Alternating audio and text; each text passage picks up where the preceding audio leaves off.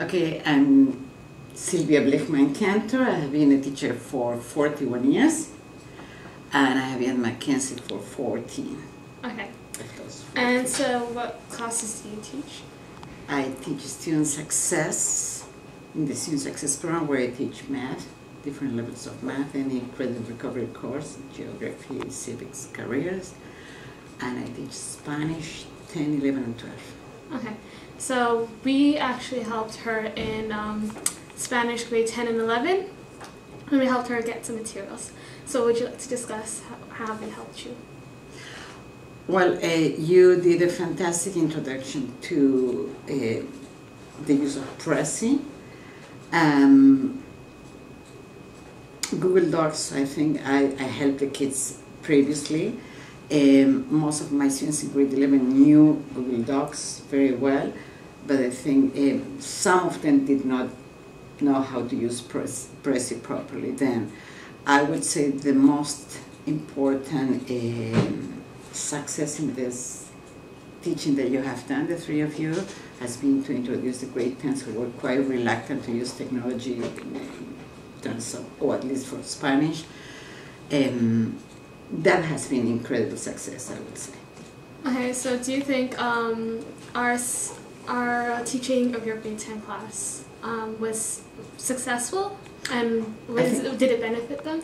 Absolutely not that it has benefited them greatly. I think when I asked you to teach the grade 10 class, I didn't measure the challenges that you would face and I would face. First of all, because I think the three of you taught a group of kids who were, most of them, reluctant to use technology.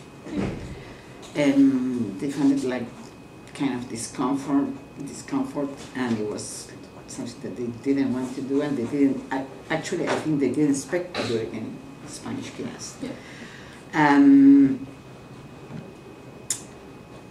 One of the things that really was super beneficial, and I can see it now that I'm correcting, checking, editing their ISP's presentations, is the fact that now 85–90% of the kids are familiar with the use of Prezi. Unfortunately, what I see is that some of them are using Prezi as like a PowerPoint presentation. They haven't discovered yet the richness of the use of Prezi, but that's okay. I'm happy even if they use it as a PowerPoint presentation. That's what they can do at this level, and I'm hoping other teachers in other courses will continue with this use of technology, and they would discover other ways to use Prezi. Some of them went beyond this and have explored more, and I think they will be, what I said to the kids, this is not just for Spanish, you can use it in any course, and even at university and college, and will be a fantastic tool for them. All right, so we talked about Prezi. How about Google Docs? Do you think we were very successful in teaching them how to use Google Docs? I think so. Kids are some of them are sending the homework right away. They know that they want the homework done in Google Docs. Some of them are still more reluctant. With Prezi, I guess I'm forcing them because the ISP presentation will be only using Prezi, then they have to. But the Google Docs is a very dynamic tool. I really love it. And in both situations, I think even if some kids don't use it every day, sending me the homework at least, I'm talking about referring to grade 10, because the grade 11 are already involved in Google Docs and Prezi. That has been a total 100% success. Okay, so now we've talked about the Prezi and the Google Docs. Would you like to talk to us about any success stories that you felt you want to tell everyone? Well, yes, I can think about a couple of kids who really benefit the most by using technology. And those are kids who have kind of learned difficulties. And that's why I insist in using technology, because actually You know, for a regular student, sooner or later he or she will be using technology and will appreciate the benefits of this. But there are some students who are facing more difficulties, and working with paper and pencil is really, really hard with them. And the use of technology really helps them to enhance their work, build self-confidence, improve the quality of their work, and those are, to me, the most successful stories. I can tell you in the grade 11 there is a case of a student that I made a plan of using technology specifically with this person, and it's really working very well. Otherwise, his work is disorganized, it's a mess, it's hard for me to read, and really working very well. In grade 10, I would say there are really a couple of great stories of kids who would not otherwise pass probably the course without the use of technology, and they have learned so much, and they feel great and proud of what they're doing, especially using Google Docs and Press. It's fascinating. I always try to see, you know, the kid that starts in the lowest level in terms of skills, and how he or she can improve her or his skills by using technology. That's where you see the success, right? Not in the student that is strongly academically, you know, and sooner or later anyways will do well no matter what.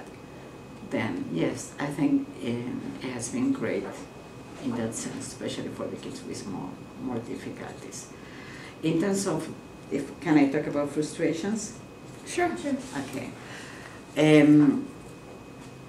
There's nothing that I can do or you can do, but I feel that there is so much investment in technology at Mackenzie. However, our machinery is not helping, supporting us, our projects. Then we face a lot of frustration in terms of use of technology. My dream is to have, you know, technology in my own classroom where nobody will vandalize, where the machines will work, where I have a projector, and it's like a dream. It would be really more, it will be easier, it would be friendly for the kids and for the teacher to use technology. Then the lack of real support in terms of real technology that works and works more or less well, that's my major frustration, and stopped me from doing more things with technology. That's one thing. The other thing that was my mistake in terms of presenting technology to especially the grade 10 is the fact that we did it in the library, which is a very open and crowded environment. And that was a mistake of my part. If I would do this again, and I hope I will do it next semester again, I will probably invite, you know, I would suggest to do it in the classroom as we did the first time with using the portable small computers, you know, where every student can learn. The classroom is quiet, it's easier to handle, especially discipline and attention of the kids and so on. Those were the two aspects that I would modify. One is out of our hands, right? Yeah. And was our reference material helpful to your students? I think it was great. I think it was great, and it was great. I really thank you the fact that you really used the project that I gave to the grade 10s and you were able to apply it and show it to the kids. That was very dynamic. It was very useful for them because they had, you know, not only they have the instructions that I wrote for them, but you show it to them. You show to them a product and how dynamic that could be done. You know, that was great. Yes, absolutely. So what did you think of our prezi, our family tree prezi? Did you think it was well done? It was very cool. Okay. I'm glad you say that. So I'm going to Amy to talk about our teaching style. So do you like how we created a small bookshop for each of your classes? Yes, I think that was great. It really was great. And I know it was very difficult for you and challenging because, as after said, I don't want to be a teacher after the day that I was sick and you were working with small groups. Your teaching style was lovely. I think it was hard to capture the attention of some students who are more dispersed in terms that, you know, they get stimulated by things that are going around, and the library was not the right environment. All right, so That's why I'm saying, you know, your team. So, so we also made a new website. So what do you think of that? I'm looking forward to go and explore and have fun myself. I haven't had the time because I'm involved in so many things, but that's fantastic, and it's something that is the fun stuff to do for me. Okay, so hopefully that'll be over the Yes. winter break.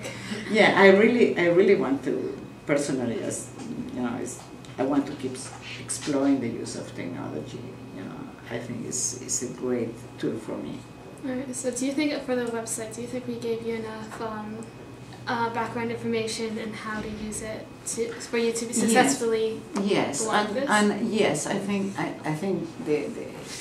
well, I had the opportunity to choose, right? Because you gave me different options, and that helped a lot.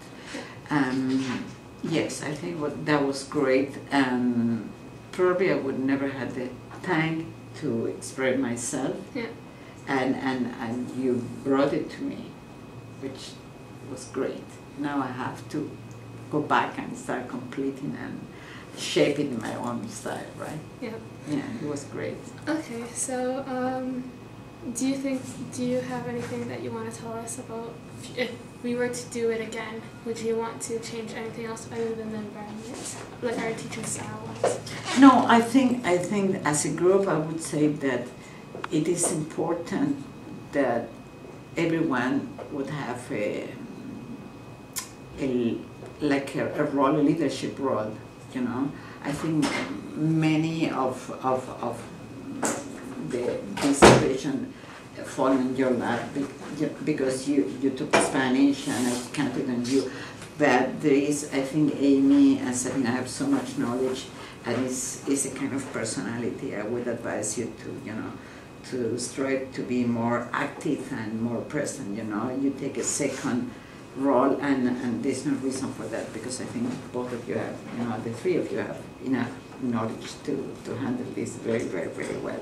That's very good advice. Okay, so I did take a leadership role in the presentation, but I have to give credit for them. They did a lot of work with the background, with the helping of the websites and all those stuff. So no, I'm talking about having a voice, you know, a stronger voice. I know that they have been, the three of you work as me.